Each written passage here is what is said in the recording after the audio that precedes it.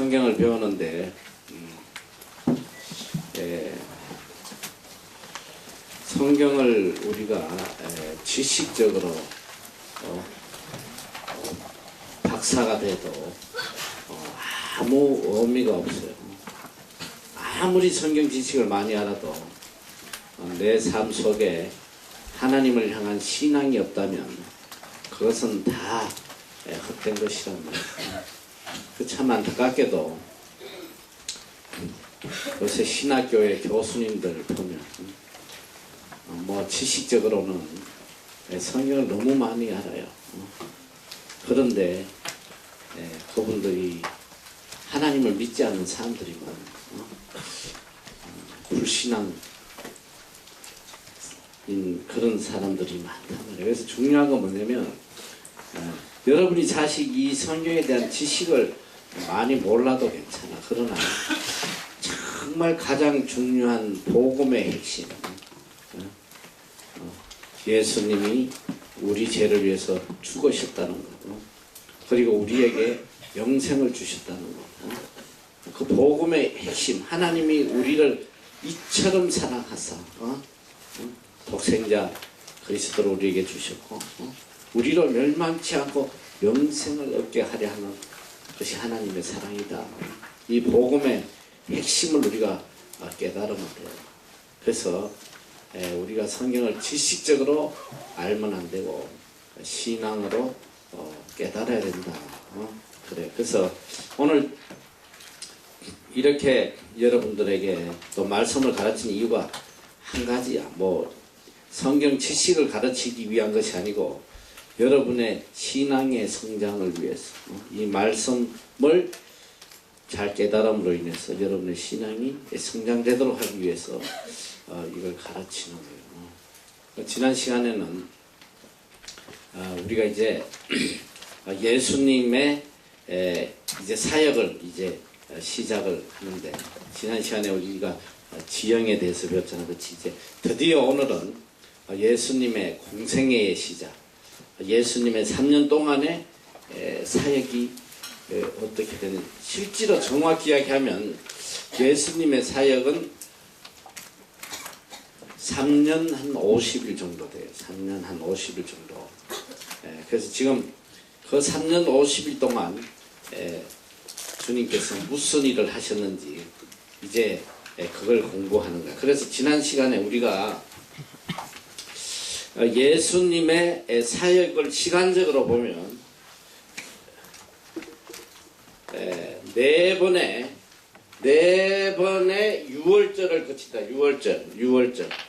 유월절을 기준으로 해서 보면 예수님의 사역을 이해하기가 굉장히 쉽다. 그러니까 자, 첫 번째 유월절, 두 번째 유월절, 세 번째 유월절, 네 번째 유월절에 예수님 이제 십자가에 돌아가시잖아. 그런데 요 첫 번째 유월절을 보내기 전에 약 50일 정도 50일 정도 예수님의 사역의 시간이 있단 말이에요. 요 50일 동안 무엇을 하셨나? 그리고 시간적으로는 유월절을 중심으로 하고 장소적으로는 예수님의 사역이 갈릴리 사역이냐 아니면 예루살렘 사역이냐 요 두 개로 나눠진다. 그래서 이제 오늘 이제 드디어 예수님의 사역을 시작을 해본다. 자, 이제 예수님께서 고향 나사렛에서 이제 사역을 하시러 이 신발이 높아서 키는 좀 커 보여서 좋은데 되게 불편하네. 자빠지겠네. 벗고 해. 신발이 왜 이렇게 높아? 키높이 슬리퍼야? 자, 네, 여기서 앉아서 할 텐데. 자, 이제 예수님께서 제일 먼저 하신 것이 뭐냐면, 나사렛에서 이제 공생애를 시작하시기 위해서 요한에게 세례를 받으러 내려오신단 말이에요. 요단강가에. 여러분이 어제 지도에서 봤지만은, 요단강이 어디서 내려온다고 그랬어? 갈릴리 호수에서 내려온다고 그랬지. 갈릴리 호수로 해서 사해까지 이어지는데 예수님이 세례받은 그 요단강은 바로 유다 지역에 있어요. 유다 지역. 유다 지역 쪽에 있는 그쪽으로 내려오셔가지고 이제 세례를 받으신다. 이 예수님께서 이 세례를 받으러 오시는데 그 나사렛에서 예루살렘까지는 대강 걸어서 어제 우리가 계산을 했지만 넉넉잡 한 사흘 정도 거리다. 그러니까 예수님께서 얼마든지 갈릴리에서 걸어서 오셔서 사역하시고 또 예루살렘에서 걸어서 또 갈릴리 지역으로 이렇게 왔다 갔다 하셨다. 자, 첫 번째 예수님께서 세례 요한의 세례를 받으러 오시는데 이 예수님이 세례받는 지역은 바로 예루살렘 건너편 요단강 동편 베레아라는 지역이 있어요. 이 베레아라는 지역에 있는데 여러분이 이제 잘 알아야 되는 게 이 베레아 지역은 나중에 예수님께서 마지막 십자가에 달려 돌아가시기 전에 3개월을 머무시는 그런 지역이란 말이에요. 내가 어제도 이야기했듯이 이 갈릴리 호수에서 쭉 내려와 가지고 여기 이렇게 사해가 있고 이게 지금 내가 일자로 했는데 이게 요단강이 아마 이쪽 이게 이제 다른 이방 나라하고 이 경계 쪽으로 이렇게 흐르는 것 같아요. 요 지역이 베레아예요. 베레아 지역. 요 지역에서 그러니까 요 예루살렘 있는 요 동쪽에 베레아 지역에서 세례를 받는데 이때 누가 여기서 활동을 하고 있었냐면 세례 요한이 이미 활동을 하고 있었다. 예를 들어서 성경에 보면 세례 요한은 왜 왔느냐? 바로 예수님의 첩경을 평탄케 하기 위해서 하나님 보내셨다. 지난 시간에 내가 말라기 마지막에 하나님께서 이스라엘 민족에게 내가 너희들에게 엘리야를 보내겠다. 그리고 이제 하나님의 침묵의 시간이 400년 동안 흐른다고 그랬지. 바로 그 엘리야가 세례 요한이라면 세례 요한을 보내셔서 예수님의 오실 것을 미리 준비케 하는 세례 요한과 예수님은 사촌간에 사촌. 정확한 촌수는 모르겠어요. 그래서 사촌으로 아는데 세례 요한이 6개월 먼저 나이가 많아 6개월 먼저 태어났어요. 성경에도 그게 나오고 있다는 그 내용이. 자, 그래서 이 세례 요한이 이제 세례를 주고 있는데 예수님께서 이제 세례를 받으러 내려왔어요. 그래서 성경 말씀을 넘겨보면 이때 예수께서 갈릴리로서 요단강에 이르러 요한에게 세례를 받으려 하신데 요한이 말려 가로되 내가 당신에게 세례를 받아야 할 텐데 당신이 내게로 오시나이까. 예수께서 대답하여 가라사대 이제 허락하라. 우리가 이와 같이 하여 모든 의를 이루는 것이 합당하라 하신데 이에 요한이 허락하는지라. 예수께서 세례를 받으시고 그 물에 올라오실 때 잘 들어. 예수님이 세례를 받고 올라오실 때 어떤 현상이 나타나냐. 하늘이 열리고 하나님의 성령이 비둘기같이 내려 자기 위에 임하심을 보시더니 하늘로서 소리가 있어 말씀하시되 이는 내 사랑하는 아들이요 내 기뻐하는 자라 하신다. 예수님이 공생의 시작에서 제일 먼저 세례 요한에게 세례를 받았다. 세례를 받으셨다. 자, 넘어가서 이 여러 성경 여러 곳에 내가 어저께도 이야기했듯이 공간복음이라고 그랬잖아. 그렇지? 마태, 마가, 누가는 이 세 사람의 제자의 눈으로 보고 적은기 때문에 같은 내용의 말씀들이 다 나타나요. 그러니까 마태, 마가, 누가는 거의 내용이 일치해. 보면 이렇게 세 군데 동일하게 나타난다. 넘어가서 자, 이제 중요한 게 뭐냐면 이제 우리가 잘 알아야 될 것이 뭐냐면 예수님의 제자에 대해서 12명의 제자에 대해서 이제 여러분들이 잘 알아야 돼. 우리가 너무너무 여기에 대해서 잘못 알고 있어. 우리가 알기로는 예수님이 12제자를 어떻게 세운 걸로 알아. 너희들이 이제 주일학교에서 배운 거야. 그거야 이제. 예수님이 어느 날 갈릴리 호수에 이렇게 걸어가는데 이 12제자들이 거기서 바다에서 고기 잡고 있어. 그러니까 이제 너희들은 이제 고기를 잡는 어부가 되지 말고 사람을 낳는 어부가 되라. 나를 따르라 하니까 다 검을 던지고 12명이 예수님 따라간 걸로 그렇게 알고 있는데 그런 게 아니란 말이야. 잘 들어. 참 이 놀라운 재밌는 일이 있어. 예수님 제자를 선정할 때 제일 먼저 이제 사역을 시작하시면서 예수님이 5명의 제자를 세워요. 처음에 5명을 세우잖아. 5명. 자, 그 내용이 요한복음 1장 19절에서 51절에 나온다. 자, 예수님께서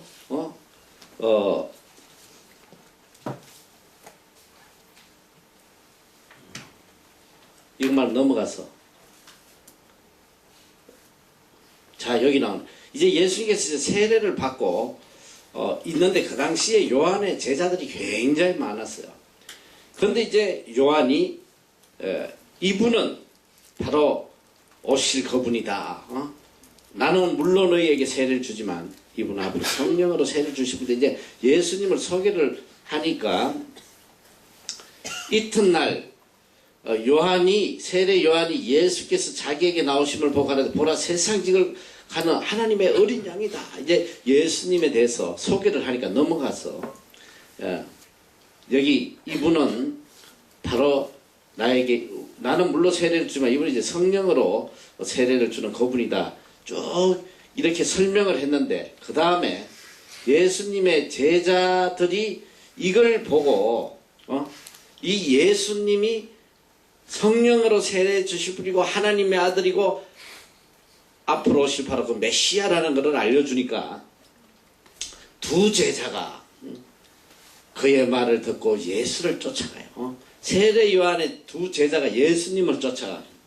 예수께서 돌이켜 쫓는 것을 보시고 물어 가라사대 무엇을 구하느냐? What do you want? 이렇게 물어요. 예수님이 가신데 2명이 쫄쫄 따라와. What do you want? 니네들 무엇을 원하느냐? 그랬더니 엉뚱한 대답을 해. 제자들이 어디 계십니까? 지금 머무는 데가 어디십니까? 이렇게 물어요. 예수께서 가라사대 와 보라. 이제 너희들 전도할 때 보면 교회마다 come and see. 이게 바로 여기서 나온 거란 말이야. come and see. 와 보라. 와서 보라. 그러므로 저희가 가서 계신 데를 보고 그날 함께 그날 함께 이 2명의 제자와 함께 예수님이 머무른 장면이 나와요. 자, 넘어가서 두 사람 중에 둘이가 누구냐? 하나는 시몬 베드로의 형제 안드레. 제일 먼저 예수님을 쫓아간 사람이 바로 안드레. 시몬 베드로의 형제 안드레가 먼저 예수님을 따라갔어요. 안드레는 한국말로 안드레인데 영어로 앤드류야. 알았어? 앤드류고 불란서로 앙드레란 말이야. 앙드레 킴. 알지? 그게 앤드류 킴이란 말이야. 자, 내가 또 불어까지 가르쳐 줄지 몰라. 앤드류, 안드레가 따라가요. 그가 먼저 자기 형제 시몬을 찾아 말하되 우리가 메시아를 만났다. 그리고 예수님께 베드로를 데리고 오니 예수께서 보시고 가라사대 너가 요한의 아들 시몬이나 장차 게바라 하리라 하시니. 게바는 번역하면 베드로라. 그래서 이제 2명. 자, 안드레하고 예수를 쫓는 두 사람 중에 하나, 일단 한 사람 누군지 몰라. 그치? 자, 안드레와 그 형제 시몬 베드로가 예수님을 따라가요. 자, 이튿날 예수께서 갈릴리로 나가시려 하다 빌립이라는 또 한 사람을 만나요. 빌립이란 제자를 만나서 나를 쫓으라 하니까 빌립과 안드레와 베드로는 한 동네 베세다 사람이다. 베세다 어디에 있는지 기억나지? 갈릴리 호수 우측에 베세다. 그거 베세다에 있다는 건 뭐냐? 어촌이란 말이야. 어촌. 베세다는 어부들이 있는 곳이다. 어촌. 그 같은 동네의 사람이다. 빌립과 안드레와 베드로는 같은 친구다. 빌립이 또 나다니엘을 찾아가서 자기 친구 나다니엘을 찾아서 모세가 율법에 기록하였으니 어쩌고 저쩌고 해서 예수를 따라와라 이렇게 해서 친구 나다니엘을 데리고 예수님께로 가는 장면이다. 예수께서 나다니엘이 자기가 오는 걸 보시고 가리켜 가라사대 이는 참 이스라엘 사람이다. 그 속에 간사한 것이었다. 나다니엘이 가로 어떻게 나를 아시나가 예수께서 대답하셔서 빌립이 너를 부르기 전에 내가 무화과 나무하러 있을 때에 이미 너를 보았다. 자, 우리가 여기 지금 몇 명의 제자가 나타났어? 예수님을 따르는 4명의 제자가 나타났지. 이 4명의 제자가 나타났는데, 자, 지금부터 여러분이 일단은 예수님의 12제자에 대해서 내가 간단하게 빨리 설명을 해주고 이제 성경을 보면 더 쉬워져. 자, 첫째로 제일 먼저 나타나는 성경에는 예수님의 제자 중에 이 네 명은 불가분의 관계, 절대로 떨어질 수 없는, 항상 둘이 같이 나오는 이름이 있어. 그러니까 12제자를 외우기가 굉장히 쉽단 말이야. 자, 첫째는 항상 떨어질 수 없는 사람, 베드로와 안드레. 어? 형제 아니야, 형제. 그치? 베드로와 안드레.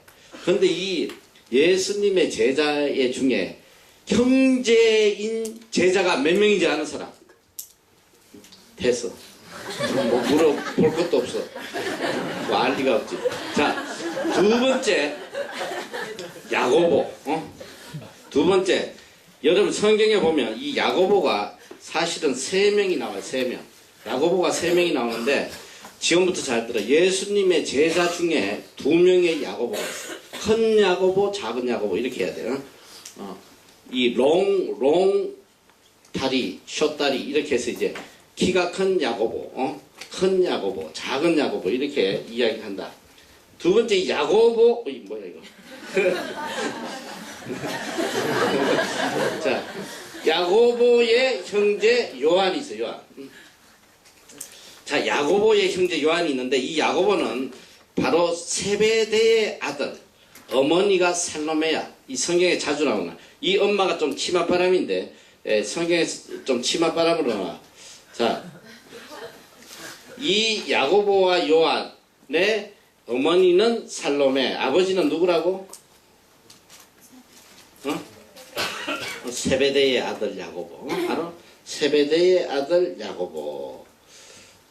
요 야고보는 큰 야고보예요. 큰 야고보. 그러니까 자, 베드로와 안드레는 불가분의 관계, 형제니까.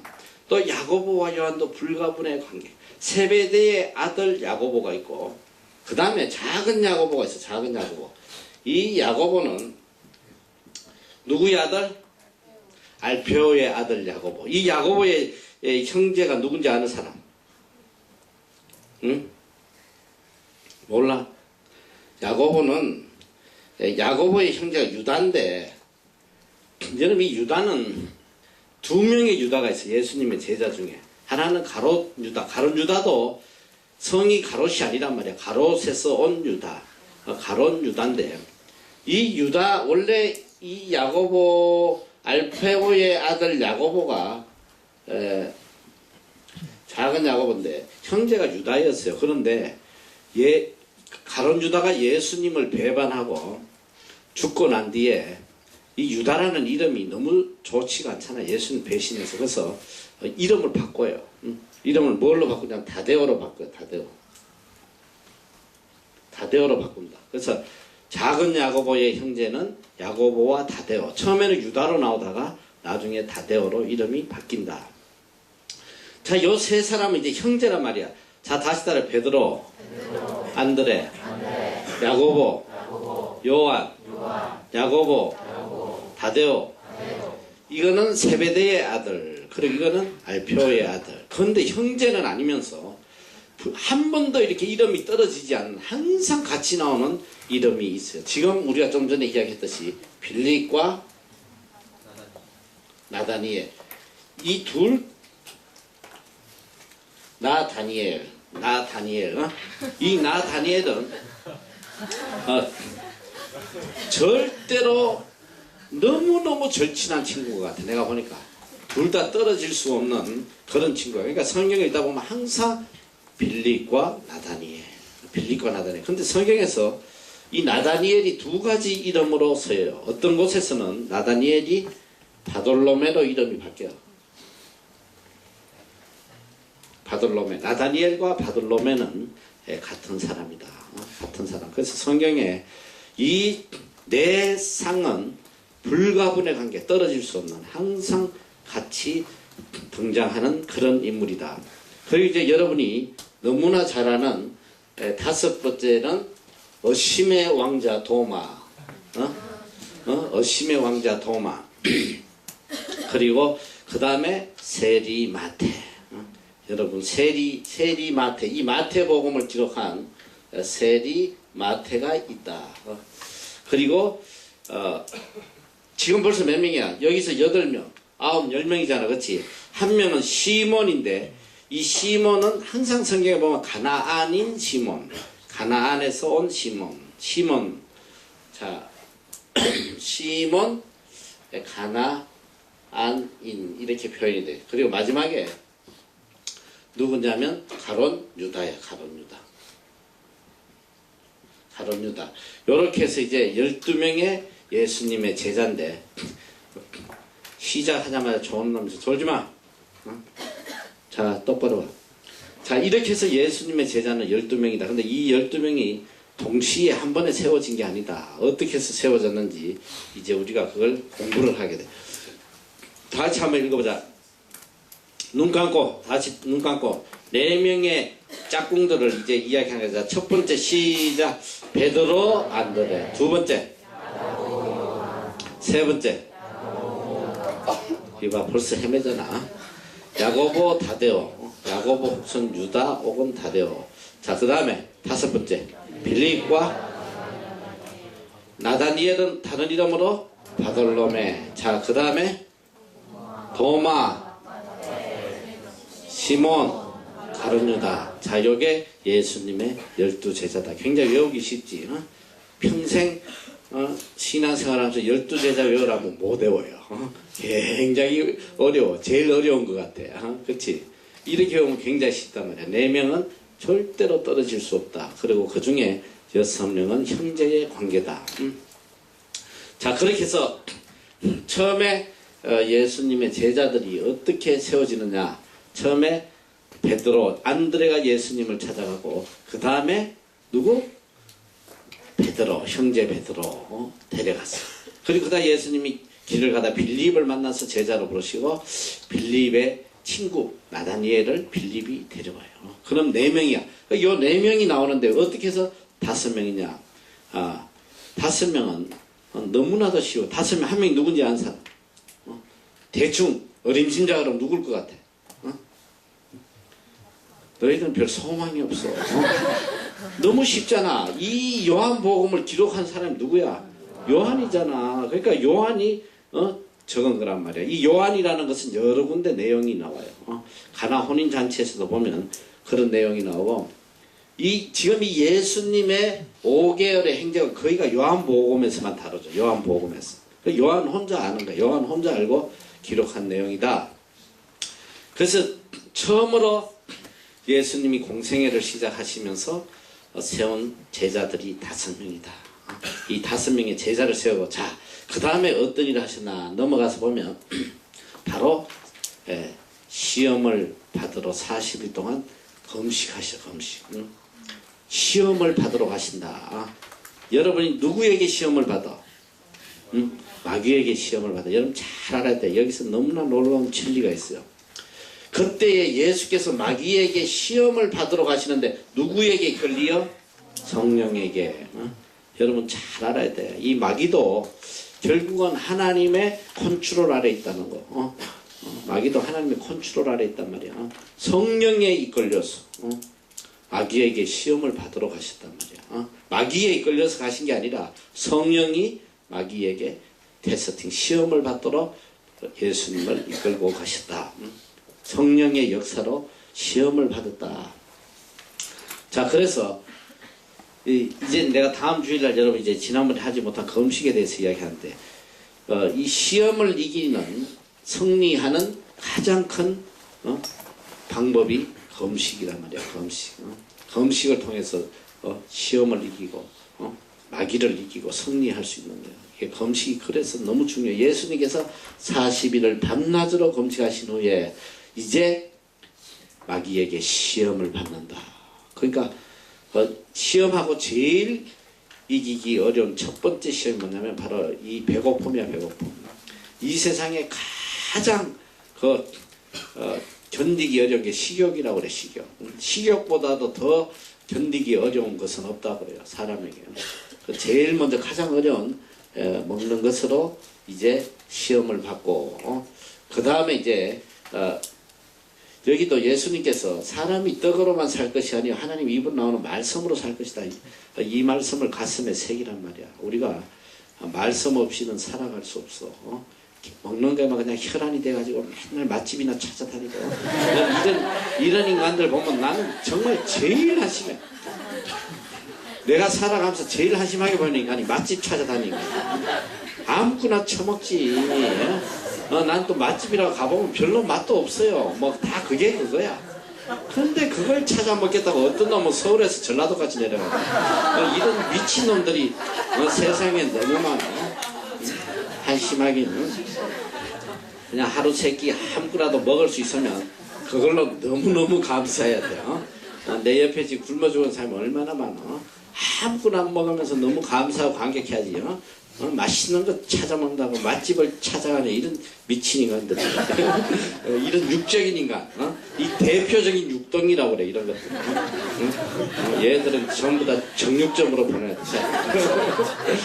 자, 잘 봐. 그러니까 우리는 맛집으로 사는 게 아니라 하나님의 입으로 나오는 말씀, 하나님의 이 영계 양식, 말씀을 먹어야 돼. 우리 애들 중에도 있어.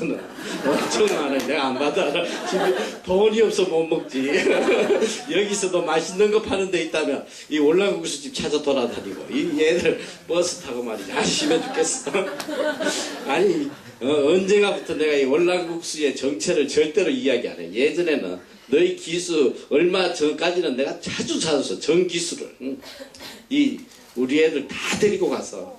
그래서 우리는 거기 막 VIP 주고.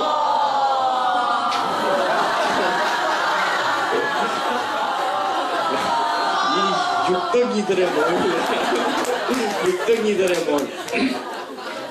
내가 그래가지고 보니까 내가 한번 맛을 들여놓으니까 이것들이 그냥 틈만 나면 비가 오나 눈이 오나 내가 버스를 타고 말이지 1시간을 그냥 해가지고 거기 가서 그걸 먹고 내가 가끔 한번 만나 거기서 야 너희들 어떻게 왔어 이러면 버스 타고 왔다고.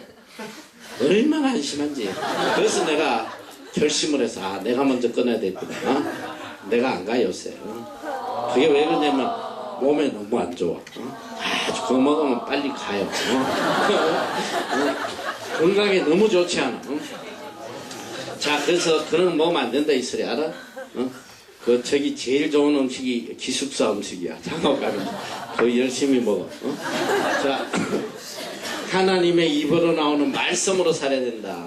예수님이 주신 너무나 중요한 교훈이야.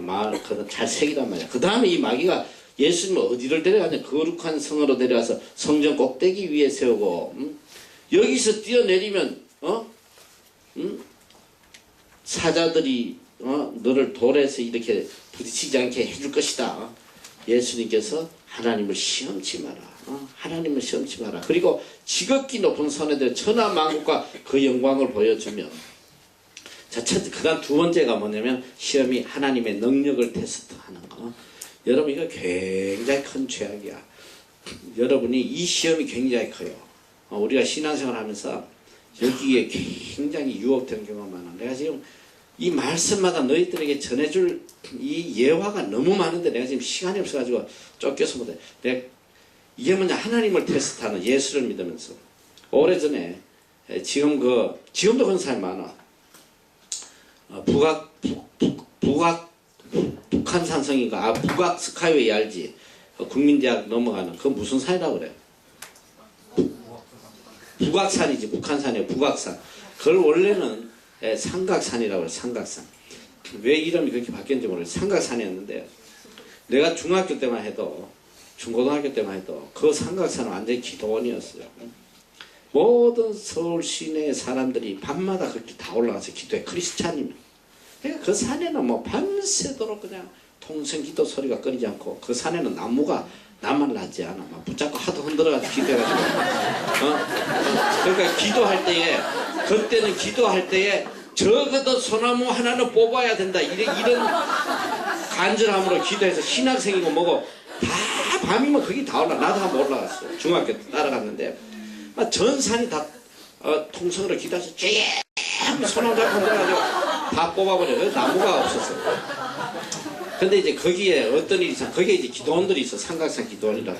기도원들이 많았는데 이 젊은 아이들이 그 기도원을 가는데 폭우가 쏟아져가지고 그 산의 내가에 물이 범람했어요. 도저히 건너갈 수가 없었어. 너무 물결이 세잖아. 그런데 이 세 명이 우리가 지금 기도하러 가는데 하나님이 살아 계신다면 분명히 우리를 이 물살에서 건져 주실 것이다.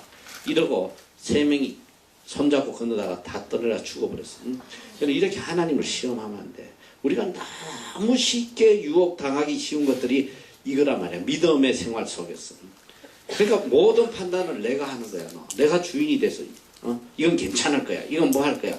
너희들이 그러잖아. 신앙생활하다 보면 내 자신도 모르게 내가 하나님의 자리에 서서 하나님을 테스트한 그런 시험을 굉장히 해요. 그러니까 그만큼 이게 이기기 어려운 시험이에요. 이게 두 번째 마귀가 주는 시험이란 말이에요. 함부로 하나님을 테스트하면 안 돼요. 그 세 번째는 천하 만국을 주겠다. 영광을 주겠다는 거야. 영광을 주겠다. 그러니까 이 자기의 영광을 위해서 하나님을 버리는 너무 많잖아. 그리스도인들이 세상에 조금 출세한다면 주일날 교회도 안 가요. 이제 직장생활 해봐. 좀 위에 한테 충성되게 보여가지고 이제 진급하고 한다면 그냥 주일날 교회도 안 가고 가서 충성하고 이런 짓거리들을 많이 해요. 그 조그만 영광을 얻으려고. 근데 예수님이 받으신 이 세 가지의 시험은 우리가 이 땅에 살아가면서 가장 견디기 어려운, 너무 자빠지기 쉬운 그런 시험인데 예수님께서 40일 금식을 통해서 승리하셨다. 이제 그걸 이야기하시는 거예요. 그리고 끝나고 나니까 예수를 마귀는 떠나가고 천사들이 나와서 수종 들었다. 자, 넘어가서 자, 이제 예수님께서 이 시험에 이기시고 제일 먼저 이제 예수님 생애 첫 번째 기적을 행해요. 가나 혼인잔치에가, 가나가 어딘지 알지? 그러니까 예수님 적어도 여기서 이제 시험을 받으시고 세례를 받고 시험 받고 한 사흘 길을 걸어서 가나로 가신 거. 이제 어디로 가고 계시는지 알겠지? 꼭대기, 갈릴리 꼭대기 좌측편에 있는 가나 쪽으로 지금 가고 계세요. 자, 가나 혼인잔치에서 누구를 만나냐면 이제 모든 가족을 다 만나. 어머니도 오고 형제들도 오고 다 만나요. 친척 잔치에 갔다. 그런데 그때 갈 때 예수와 그 제자들도 혼인의 청함을 받았다. 이미 예수님이 5명의 제자를 데리고 가나에 가셨어. 가나에 가서 잔치를 하는데 보니까 막 포도주를 내놓는데 포도주가 다 떨어지고 없어. 이거 큰일 났어. 그때 예수님께서 물이든 항아리를 가져오라고 해서 물을 포도주로 바꾸는 기적을 행하시죠. 근데 자, 여기서 예수님께서 이 포도주 기적을 일으키신 목적이 뭔지 아는 사람? 왜 여기서 기적을 행하셨을까? 여러분 생각에 맞춰라도 봐봐. 됐다. 자, 넘어가. 시간만 낭비하면 안 되겠어. 자, 그래서 왜 했냐? 그 답이 여기 있어. 다시 읽어봐. 시작. 예수께서 이 처음 표적을 갈릴리 가나에 행하여 그 영광을 나타내시며 제자들이 그를 믿으니라. 자, 잘 봐. 제자들이 예수님을 따라서 지금 쫄래쫄래 오고 있지만 정말 이분이 하나님의 아들이신지 정말 이분이 메시아신지 반신반의하면서 따라온단 말이야. 그런데 이 제자들에게 정말 하나님의 아들이라는 거 보여주기, 그들을 믿게 하기 위해서 보여주신 기적이란 말이야. 그래서 그 기적을 보고 제자들이 주님을 믿기 시작한 거야. 그래서 이 첫 번째 그 영광을 가지고 제자들이 그를 믿는다. 제자들을 믿게 하시기 위해서 첫 번째 기적을 행하셨다. 자, 넥스 원. 자, 그래서 이제 그 뒤에 가버나움에 들어가서 며칠을 머무셔요. 여기는 이제 참 재밌는 그죠. 가나 혼인잔치에서 잔치를 끝나고 가버나움에 가서 며칠을 머무셔. 제일 첫 번째 이제 사역을 시작하시는데 왜 머무셨나? 어머니와 형제들과 제자들과 가버나움에 가서 머무르셨다. 내가 그 이야기 했죠. 가버나움은 거기서 가장 큰 해안 도시, 가장 중심 도시고 모든 사람들이 모여 사는 가장 큰 도시이기 때문에 이건 뭐냐면 이제 드디어 예수님이 갈릴리 사역을 준비하고 계신다는 거. 여기에 이제 미션 센터를 이제 발판을 세우시는 거지. 이제 그걸 위해서 준비하기 위해서 갈릴리 사역을 준비하기 위해서 가버나움에 가셨다. 자, 넘어가서 자, 이렇게 해서 예수님께서 50일 동안 첫 번째 유월절을 맞이하기 전에 50일 동안 행하신 사역이야. 자, 첫째 뭘 했다? 누가 제자래? 자, 첫째 뭐?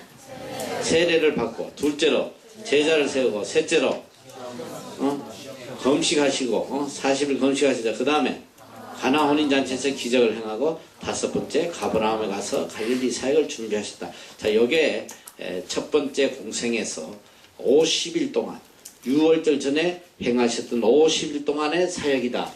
자, 그 다음에 첫 번째 이제 6월절을 지키시기 위해서 예수님께서 이제 절로 가고 계시는 거예요. 예루살렘으로 올라가고 계신데, 자, 그래서 이제 이스라엘에는 내가 지금 그거를 지금 시간이 없어가지고 나중에 할 건데, 일단은 중요한 것만 내가 우선 이야기를 해줄게. 자, 첫 번째, 이 예수님께서 이제 6월절을 지키러 가시는데, 이 6월절은 뭐냐?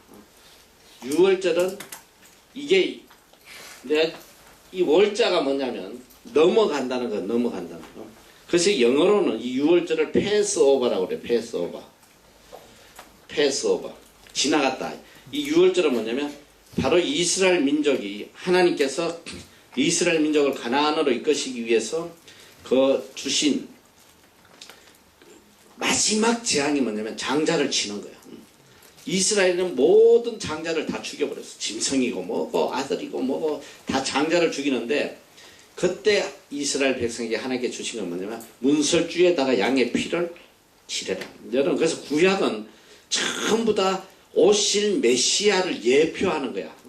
오실 메시아를 예표해서 이야기하는. 자, 어린 양은 바로 오실 예수님을 이야기한다. 예수님의.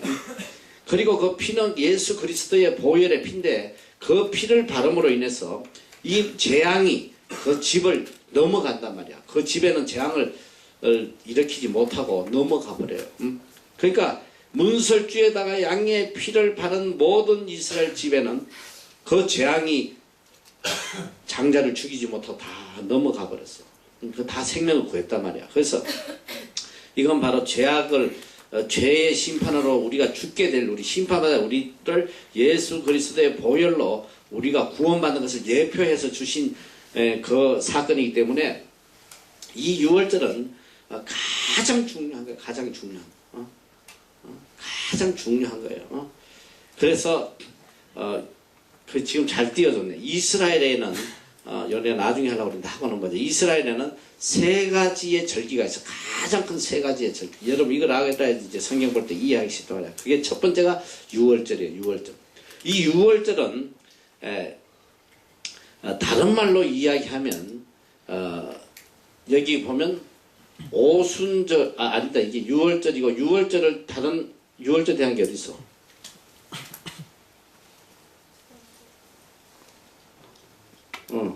자, 6월절.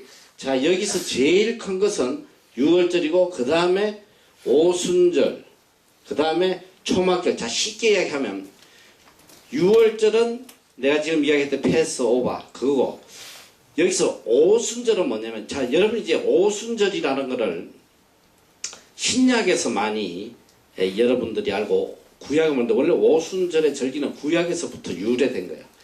근데 이제 오순절이 신약에 와서는 어떻게 되냐면, 자, 오순절을 77절이라고 이야기해. 77이 49 그렇잖아. 오순은 바로 이야기하면 50일 되는 날, 그런 뜻이 50일 되는 날.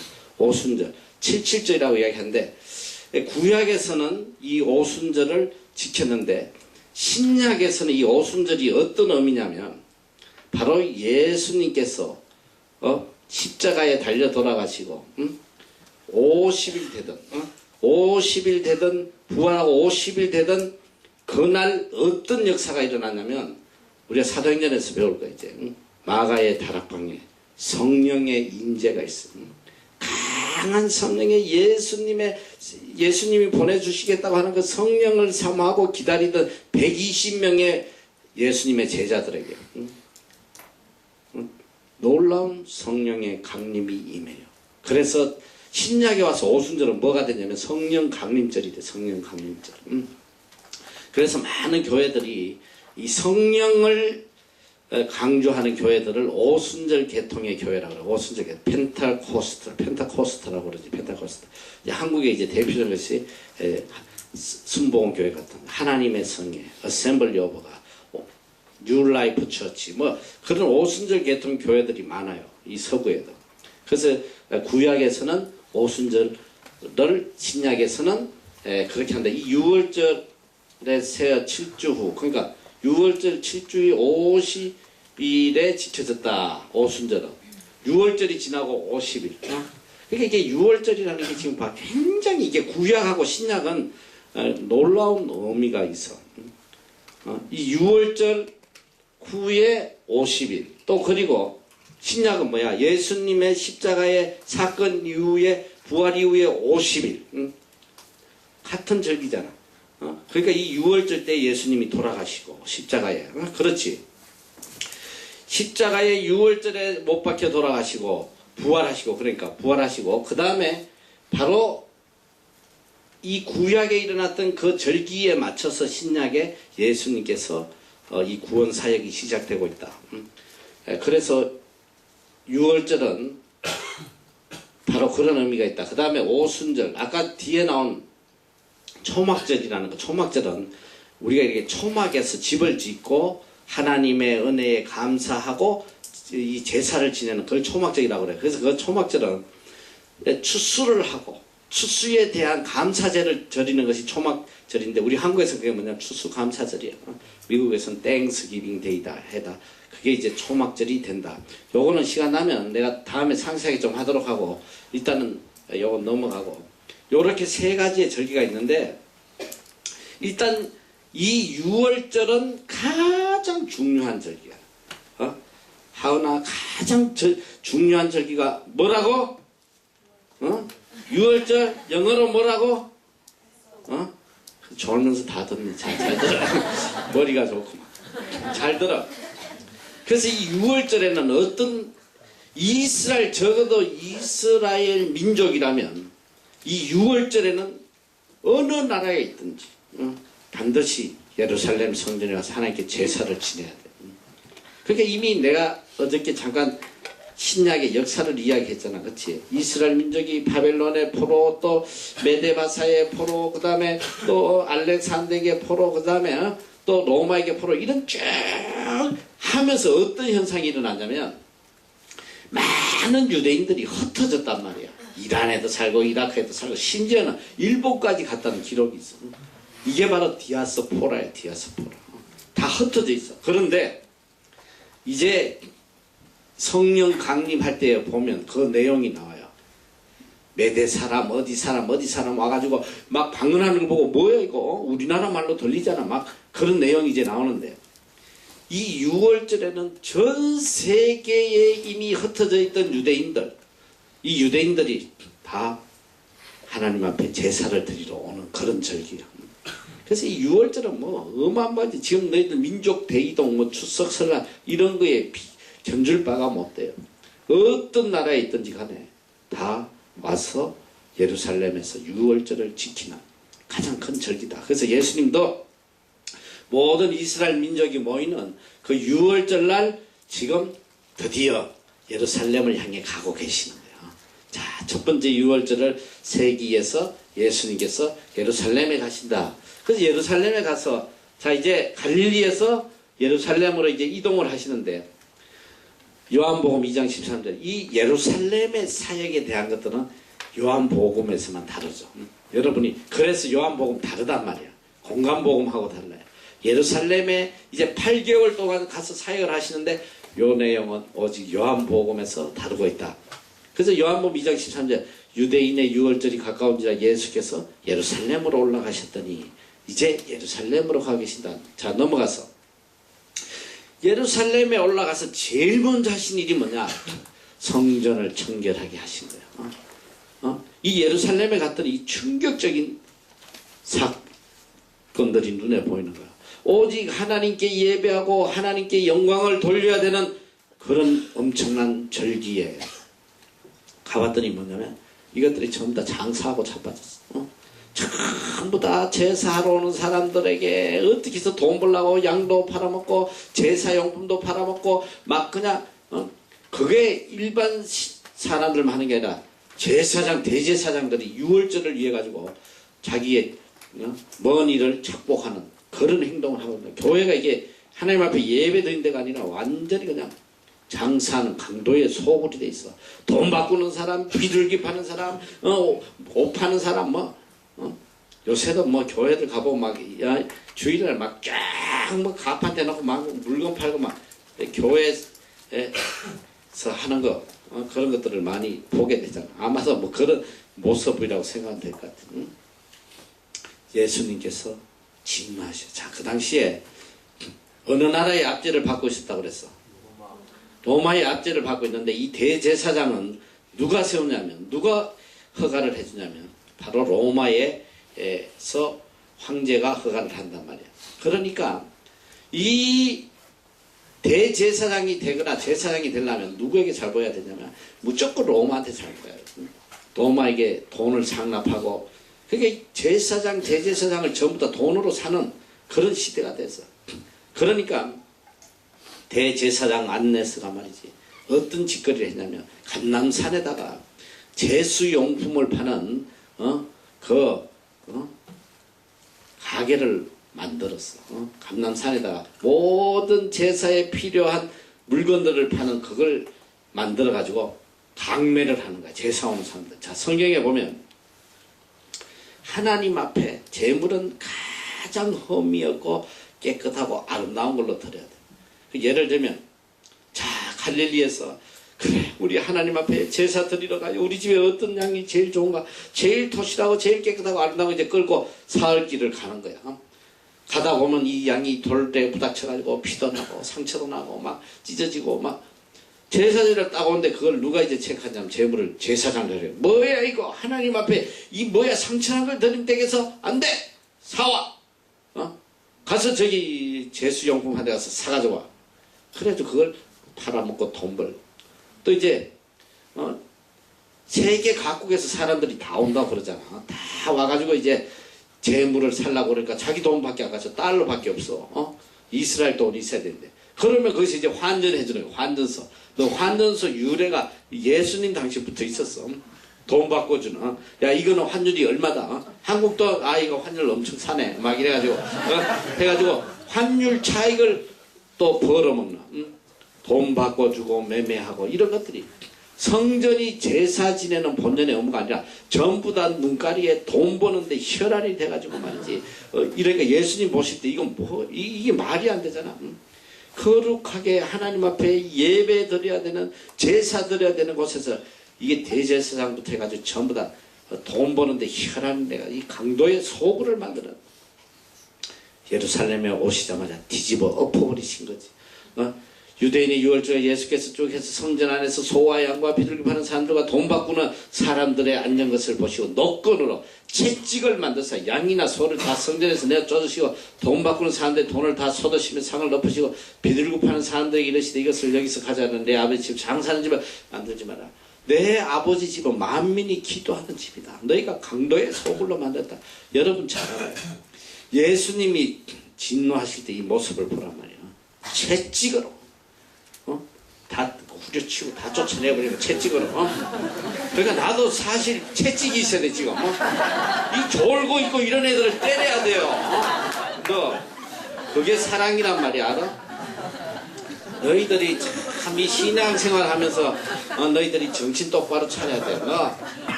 뭐 그냥 형제여 자매여 잘못해도 아유 형제여 자매여. 너희들 그러면 큰일 나. 너 죄악에 대해서는 눈꼽만치에 아량도 없이 채찍으로 쳐야 된단 말이야. 너희 지금 이게 교회고 뭐고 그런 게 없기 때문에 멸망하는 거야. 알아? 교회 책망이 없잖아 더 이상. 그저 죄를 지어도 그래요. 아유 이해합니다. 네 형제 교회 안 나도 아유 그래 얼마나 먹고 살긴데 아이고 피곤하시 쉬세요. 아이고 예, 사랑과 너희들이 사랑이 뭔지를 몰라. 사랑이. 하나님의 사랑은 진노 속에 구체화되어 간다. 이 칼마르카 너무나 유명한 말이었어. 하나님의 사랑은 하나님의 진노를 통해서 이루어져 간단 말이에요. 사랑이란 그래요. 잘못된 걸 보고는 용납하지 않는 의분이지. 어려움, 노하, 징계. 징계가 없으면 사생하다. 성경에 그랬잖아. 징계가 없으면 사생하다. 너희가 하나님 자녀다. 하나님의 자녀는 반드시 징계가 있을 것이다. 예수님이 이렇게 무서운 거예요. 너희들이 죄악에 대해서는 용납하지 않는 그런 믿음을 가져야 돼. 채찍으로 때려야 돼. 너희들 이제 다 결혼해서 이제 자식 새끼들 놓고 이제 살 텐데 자식이 하나님 앞에 악을 행하고 잘못되면 채찍으로 쳐야 되고 오늘날 너무너무 심각한 것들이 난 지금 제일 걱정이 뭐냐면 예수 믿으나 안 믿으나 전부 다 부모들이 자식을 망치고 있어. 우리의 모든 삶의 기준은 하나님의 기준에서 하나님의 말씀의 기준에서 모든 걸 이뤄나가야 되는 거야. 사업도 그렇고 가정도 그렇고 어떤 인간관계도 그렇고 하나님의 기준에서 옳은지 안 옳은지 그걸 판단해가지고 아니면 다 끊어야지. 내 힘으로 못하면 끊어내야 돼. 자식 그래. 자식도 공부시켜가지고 과외시켜서 인류대학 보내는 게 그게 자식을 키우는 게 아니라 그 자식 망치는 거라 이 소리야. 하나님 떠나면 공부고 나발이고 그런 거 하나 의미도 없어요. 신앙생활 안 하고 하면 채찍으로 쳐야지 너. 어쨌든 여러분들이 잘 알아. 예수님께서 처음에 사역하러 오셔가지고 오시자마자 채찍으로 그냥 다 두드려 패잖아.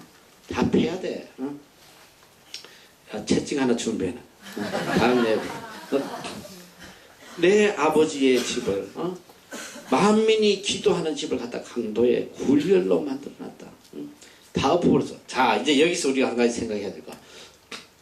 이게 얼마나 쇼킹 뉴스예요. 그 당시에 누가 감히 제사장을 대항을 하겠어.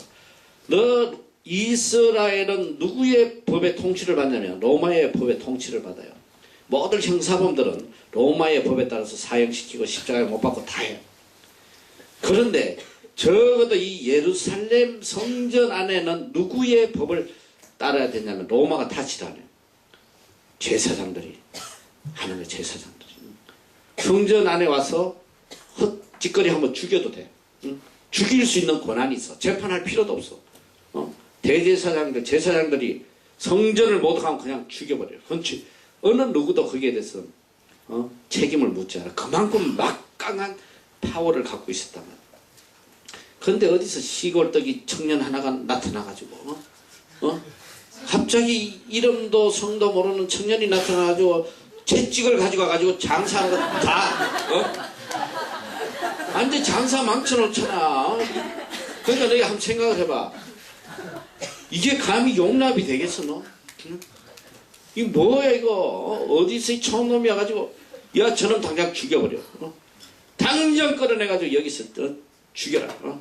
제사장 말 한마디 하면 돼. 그런데 손을 못 대. 왜 그런지 알아? 예수님에게 손을 못 대. 자, 그 이유가 있어. 자, 넘어가서 보면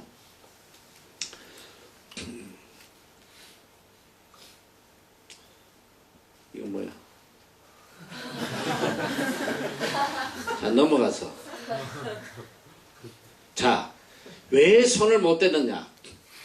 예수님이 예루살렘에 와서 6월절에 어떤 일을 했었냐면 이적과 말씀을 행하셨는데, 첫째로 6월절에 예수께서 예루살렘에 계시니 많은 사람이 그 행하시는 표적을 보고 그 이름을 믿었다. 예수님이 기적들을 행하신 거예요. 예루살렘 와서 죽은 자를 살리고 병든 자를 일으키고, 이거 뭐 난리가 나고 갑자기 막 톱 뉴스가 된 거야. 어느 젊은 청년이 하나 오더니 막 죽은 자 살리고 병든 자 일으키고 막 있을 수 없는. 그러니까 어떻게 되냐면 예수의 제자를 삼고 세례를 주는 것이 요한보다 많다는 말을 바리새인들은 저는 주께서 하신지라. 뭐냐? 예수의 제자들이 오히려 세례 요한의 제자보다도 훨씬 많이, 그러니까 이미 예루살렘에 왔을 때에 성경에는 뭐 예루살렘에 일단 예수께서 8개월간 사역하시니까 그 기간 동안 많은 제자들이 이미 엄청나게 많은 제자들이 생각이 추종자들이 많으니까 이게 제사장 대제사장들도 손을 못 대는 거. 이거 괜히 잘못 건드렸다가 반란이라도 나면 밀란이라도 나면 어떡하나. 손을 못 대고 있어. 근데 예수님께서 와서 제일 먼저 하신 게 성전을 뒤엎어버렸다. 완전히 성전을 뒤엎어버렸어. 자, 넘어가서. 자, 처음에 하신 게 이제 성전을 청결하게 하는 사역을 하셨다. 자, 지금부터는 내가 굉장히 예수님 하신 거 빨리 나가야 돼. 빨리 안 나가면, 너희들 이런 식으로 내가 지금 나가면 한 달 걸려요. 그래서 지금 빨리 나가. 자, 그 다음에 공생의 1년에 예수의 니고데모를 만났다. 니고데모는 누구냐면 산에 들인 공의 바리새인이야. 바리새인 중에 머리야. 우두머리를, 바리새인들은 예수를 다 죽이려고 하는 사람인데 그 리더격인 사람이에요.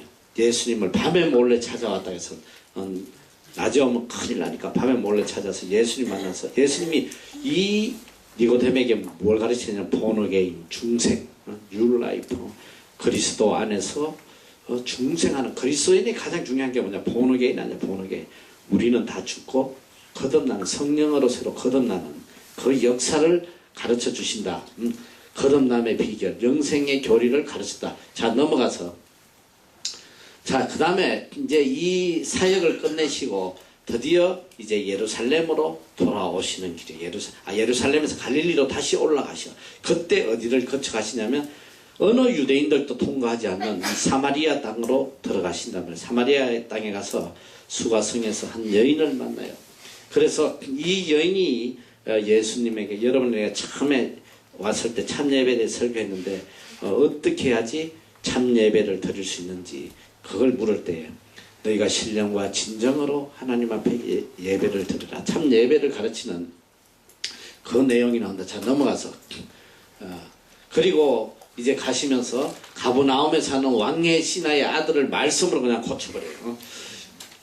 죽어가는 왕의 신하의 아들을 고친다. 자, 다 이제 여러분이 각자 읽어보도록 하고 넘어가서, 자, 가버나움에서 또 백부장의 신하를 고쳐주는 또 이 역사를 하신다. 넘어가서 그 나사렛에 가서 예수님이 배척을 당해요. 여러분 한번 생각해봐. 이게 얼마나 아이러니해. 이미 6월절 때에 예수님의 존재가 어떤 분인지 다 드러났어. 전 유대인들이 다 아는 거야 지금. 그걸 모를 리가 어떻게 있겠어. 나사렛 사람들도 전부 다 6월절 지키러 왔다가 예수님이 성전을 다 뒤엎어버리고 기적과 이적을 행하시는 걸 다 보셨는데 얼마나 놀랍게 톱니웃을 까냐 그 말에. 어메, 우리 마을에 그 목수의 아들 요셉의 아들이 예루살렘에 가 지금 이런 엄청난 일을 했다. 너 병든 자 고치고 죽은 자 살리고 이스라엘 성전을 다 엎어버리고 대제사장들의 그 잘못된 것들을 다 뒤집었고 말이지. 그럼 어떻게 해야 되겠어? 나사렛에 플랜카드를 거쳐야지. 환영, 예수님 입성 해가지고 환영해줘야 될 거 아니야. 너희들 시골에 보니까, 내가 가끔 시골 가면 시골 마을에 말이지 플랜카드를 해가지고 우리 마을에 누구 사시 1차에 합격했다고 말이지. 그것도 최종 합격도 안 했더만 1차 합격한 걸 가지고 막 플랜카드 붙여놓고. 나는 또 우리 동네 내가 얼마나 웃기는지 알아?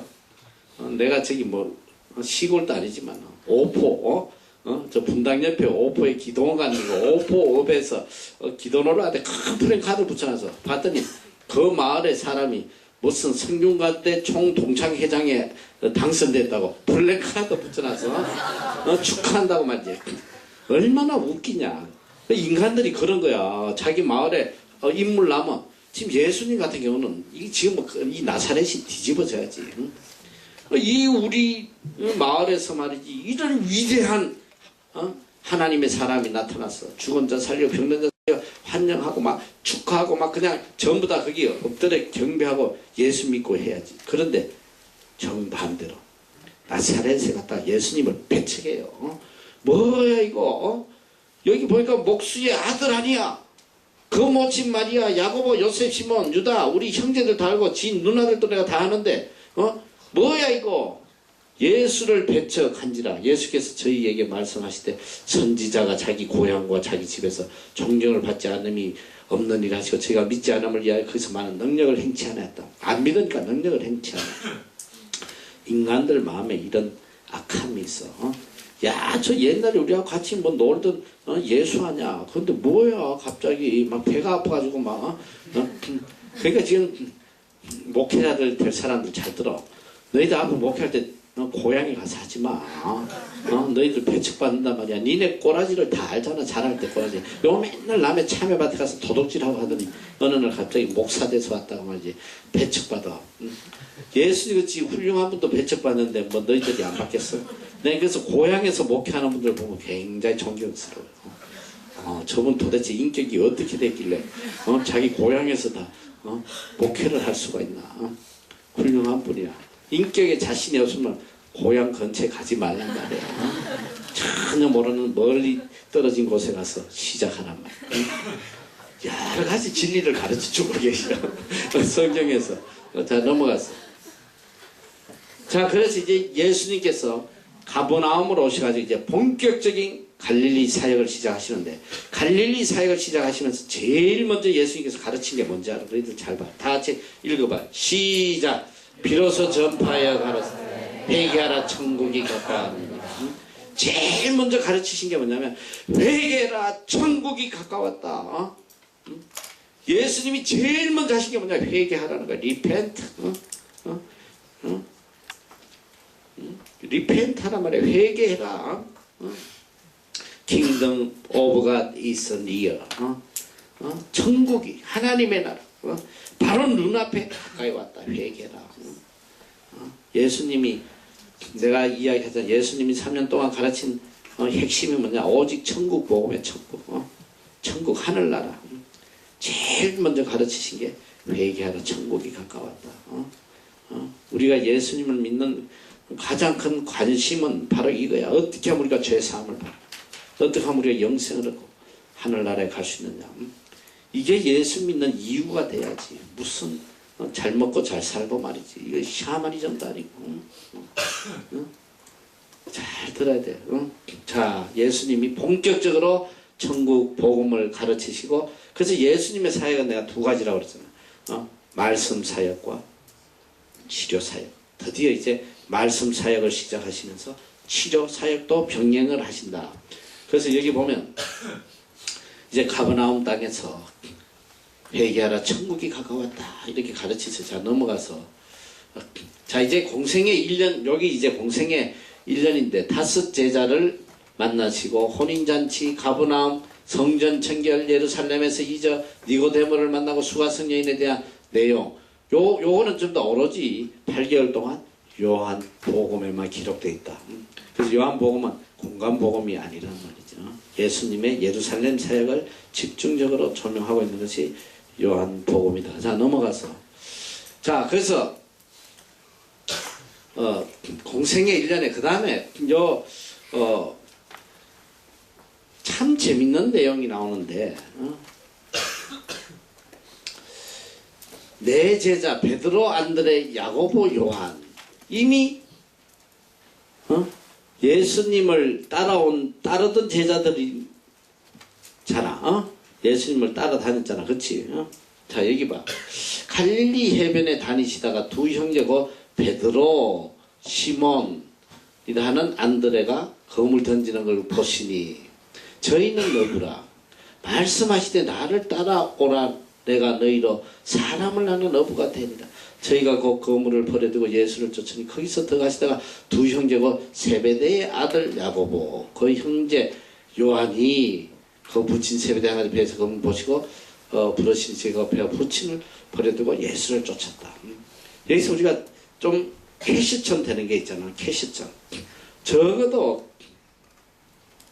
베드로와 안드레는 이미 예수님을 쫓아다녔잖아. 세례 받으시고 난 뒤에 쫓아다녔잖아. 가나 혼인잔치까지도 같이 갔잖아. 그런데 뭐야? 갑자기 또 예수님이 갈리 바다를 가가지고 얘들을 부른다고 부르셔. 이게 무슨 소린지 알아? 예수님을 쫓아다니다가 예수님의 8개월 사역 중에 얘들은 예수님을 버리고 떠나간 거야. 생업을 찾았어. 그럴 거 아니야. 이 베드로 와이프가 굉장히 거세거든. 막 퍼버댈 거 아니야. 너 거기서 뭐 하냐고. 애 새끼 낳아놓고 지금 다 굶어 죽게 생겼는데 뭐 하냐고. 빨리 와서 고기 잡아서 빨리 먹게 살게 하라고 막 난리 쳤는지도 몰라. 성경이 일단 없으니까. 어쨌든 얘들은 예수님을 따르다가 다시 생업으로 돌아갔다. 돌아갔는데 예수님이 다시 그들을 찾아갔어. 찾아가서 이제 너희들 이제 전적으로 주의 일에 헌신해야 되지 않겠나? 이제 거물 다 이 어부 그만두고 나를 따르라. 고기 잡는 어부가 되지 말고 사람을 나는 어부가 되라. 요 장면이 누가복음에 굉장히 감동적으로 표현이 돼서 자 누가복음 예수님께서 시몬에게 가서 밤새도록 시몬이 고기를 잡는데 한 마리도 못 잡아요. 자기는 프로페셔널 피시 아니야. 평생을 내가 바닷가에서 고기 잡는데 고기가 어디 있는지 알거든. 낮은데 깊은 데는 대낮에 깊은 데 그물 던져가지고 하나도 고기 없어. 여러분 이 고기 잡는 거는 그냥 낚시 하면 되는지 아는데 그게 아니야. 나도 이 나라 와서 딱 한번 낚시해봤는데 물때가 있어. 물때 밀물이 들어올 때에 밀물이 들어오는 시간이 이게 8시간마다 물이 들어왔다 빠지는데 물이 들어올 때 1시간 전 들어오기 시작하는 1시간 전 만조가 되기 1시간 전 그때라야지 고기가 잡혀요. 참 신기하대요. 그래서 그 시간을 맞춰서 가는 거예요. 그 시간에 가서 그때 우리가 낚시 3개 들고 가서 밤에 1시간 동안 자는데 몇 마리 잡냐? 28마리 잡았어. 스냅 이만한 거. 너무 나오면 뭐. 그런데 1시간 딱 만조되니까 하나도 안 잡혀. 한 마리도 안 잡혀. 그리고 또 그 다음에 파도의 높이가 얼마나 되는지 바람이 얼마나 세는지 따라서 고기가 오고 안 오고 이 낚시꾼들은 정확히 알아요. 그거 정확히 알았어요. 무조건 아무 때나 가서 뭐 먹이 준다고 고기 잡히는 게 아니라고. 그 때를 알아. 자 적어도 베드로는 일평생 프로페셔널 어부야. 그런데 예수님이 내가 밤새도록 내 지식과 내 능력을 다 동원해서 잡아도 한 마리도 못 잡았는데 뭘 예수님이 나타나고 얘 깊은 데 그물 던져. 그러니까 속으로 뭐라고 그랬어. 어이 목수님이 왜 이러시나. 나는 전문 어부인데 왜 또 여기까지 찾아오셔가지고 또 이래 고기 잡는데 와 잔소리를 하시나. 속으로 그랬을 거 아니야. 여기서 이제 불평을 하는 거야. 베드로가 선생이요 우리들이 밤이 맞도록 수고를 했는데 얻은 것이 없지만은 좀 기분이 나쁘다 있어요. 없지만은 사람들이 다 치다 보니까 여기 많은 무리가 있다고 그랬어. 사람들이 있으니까 말씀에 의지해서 내가 그물을 한번 던져보겠습니다. 이러고 이제 띵 해가지고 던진 거지. 던졌는데 그물이 찢어질 만큼 가득 고기가 찬 거야. 자 그때 베드로가 무슨 이야기를 하냐 보면 여기 와서 시몬 베드로가 이를 보고 지금 엄청 기쁘잖아. 고기 잡았으니까 막 그냥 브라보하고 막 춤추고 난리 쳐야 되는데 기뻐해야 되는데 정반대의 현상이다. 뭘 하냐면 시몬 베드로가 이를 보고 예수의 무릎 아래 엎드려 가로되 주여 나를 떠나소서. I am sinner. 나는 죄인입니다. 여기 이게 무엇을 의미하냐. 내가 예수님 따라다니다가 먹고 살겠다고 지금 여기 와서 이렇게 생업에 매달려 있는데 나같이 이렇게 악하고 소망 없는 자를 주님이 왜 버리시지 않고 여기까지 찾아오셔가지고 또 나를 이렇게 불러주시느냐. 거기다 감격한 거지. 주님 은혜를 생각 너무 감격하니까 그 자리에 엎드려서 주여 나를 떠나서 나는 죄인입니다. 주님 저는 도저히 주님의 이 은혜를 받을 가치가 없는 그런 죄인입니다. 왜 저 같은 죄인을 찾아오셨습니까? 회개하는 장면입니다. 회개하는 장면. 그때 주님께서 말씀하셔. 자 이제 사람을 낚는 어부가 돼야지. 나를 따라. 그 은혜에 그 사랑에 감동해가지고 다 집어던지고 그래서 베드로는 이제부터 예수님의 수제자가 되는 거야. 마지막 십자가에 끌려 죽을 때까지 예수님을 쫓아다니는 가장 큰 수제자가 된다. 바로 지금 그 내용이란 말이지. 그래서 예수님이 여기서 또 세베대의 아들 야고보와 요한 또 같이 예수님을 쫓아가는 그런 장면이야. 자 넘어가서 그래서 이 갈릴리 사역 4개월 또 아까 8개월 예루살렘 사역을 마치고 와서 4개월 동안 갈릴리에 계시고, 이 갈릴리에 4개월 동안 계실 때는 뭐냐면 바로 말씀 사역과 치유 사역을 해요. 여기 보면 저희 회당에서 가르치시며 뭘 가르치셨다? 크게 시작. 천국 복음. 천국 복음을 전파하시며 백성 중에 모든 병과 모든 약한 것을 고쳤다. 그 소문이 온 수리아는 이방 땅까지 퍼진 거야. 사람들이 각색병과 고통을 귀신의 간질 중풍 다들을 다 고쳤다. 예수님이 말씀 사역, 천국 복음을 가르치고 병을 고친데, 이 치료 사역은 무엇 때문에 치료 사역을 하셨냐? 바로 천국 복음을 전파하기 위해서, 천국 복음을 이들이 믿도록 하시기 위해서. 이 치료 사역은 말씀 사역을 위해서 하신 것이다. 그들이 믿도록 하기 위해서 하신 것이다. 자, 넘어가서. 그래서 이제 여기 보면 베드로의 장모의 열병을 고쳤다. 베드로의 장모가 열병이 들어가 죽어가는데 고쳐줬단 말이지. 자, 이 장면이 또 나오는데, 여기서 우리가 또 참 재밌는 생각을 하게 돼요.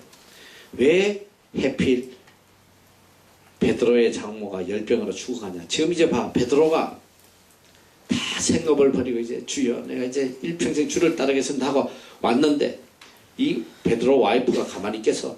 야, 너 또 어디 가려고 그래 너? 간신히 지금 내려와가지고 지금 이제 고기 잡기 했더니 또 어디가? 이 여자가 덧세가지고 막 이러니까 베드로 와이프의 어머니가 죽게 돼버렸어. 응? 열병으로. 그때 주님이 병을 고쳐준단 말이야. 병을 고치니까 이 딸이 거기서 무릎 꿇었지 않을 수 있겠어. 그러니까 이건 내 이야기야. 그럴 것 같다 이 소리지. 그래서 이 베드로 장모의 열병을 고쳐주시고, 베드로는 이제 예수님의 제자로, 이제 풀타임 제자로 헌신해서 이제 따라간다. 예수께서 각색 병든 많은 사람 고치시, 많은 귀신을 내쫓으신 귀신 다 고치시는 거야. 이제 모든 병자를 다 고친다. 넘어가서. 그래서 갈릴리 1차 순회 전도를 하는 갈릴리 지역에, 그 모든 지역을 다니시면서 천국 복음을 전가하신다. 여러 회당을 다니시면서 말씀 전파, 귀신을 쫓고, 그 다음에 여기서 이제 중풍병자도 고치시는 그런 내용이 나와. 이 친구들이 중풍병자를 이렇게 지붕을 뜯고 내려서 하는 그런 감동적인 그 사건이 일어난다. 넘어가서. 끝이야. 자, 그리고 제자 마태를 부르셔요. 공생의 1년에 제자 마태를 부르시는 장면이 난다. 이 세리 마태, 모든 사람에게 손가락질 받고 버림받는 이 세리 마태를 불어서 제자로 삼으시는 그런, 여기서 너무나 그 중요한 말씀이 있어. 이 마태의 집에 가서 잔치에 참여할 때에 바리새인과 서기관들이 제자들을 표현한다. 이거 어찌 세리와 죄인과 함께 먹고 마시냐 막 비난할 때 너무나 귀한 말씀을 하시죠. 다 같이 한번 읽어보자. 여기 31절 시작.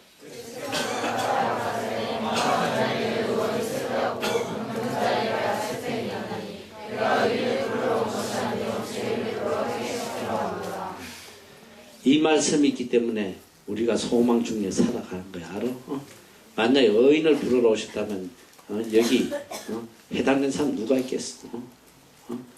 병든 자를 치료하기 위해서, 죄인을 구원하시기 위해서 주님께서 이 땅에 오셨다는 거. 그래서 우리가 주님을 믿는 이유가 여기 있단 말이지. 우리 같은 죄인을 구원하시기 위해서 오셨기 때문에 우리가 소망 속에 살아간다. 자, 넘어가서. 자, 일단 첫 번째 6월절의 사역, 그건 여기서 다 끝난다.